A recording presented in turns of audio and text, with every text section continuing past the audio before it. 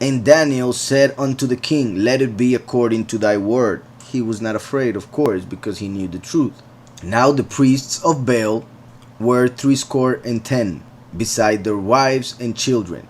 And the king went with Daniel into the temple of Baal. It's very important because the priests were fooling the king, obviously, knowingly, and there were many of them.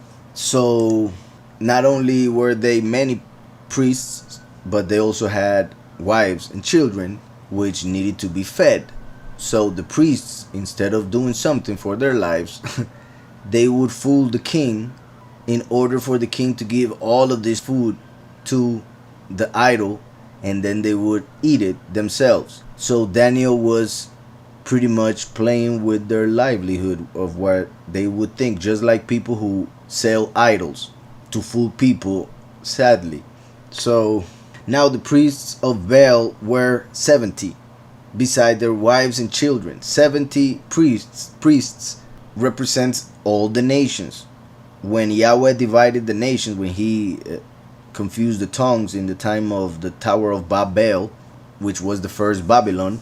Babylon actually comes from the word Babel in Hebrew, and Babel means confusion, because there Yahweh confused the languages into 70, and that's why originally there were 70 nations. So even though there are many countries nowadays, they all are represented by the number 70. So 70 is the number of the nations of the world, and there were 70 priests, which represents how all the nations of the world are following Baal, the Lord, the Elohim of this world, a false entity, through different doctrines, of course. Now the priests of Baal were 70, beside their wives and children, and the king went with Daniel into the temple of Baal.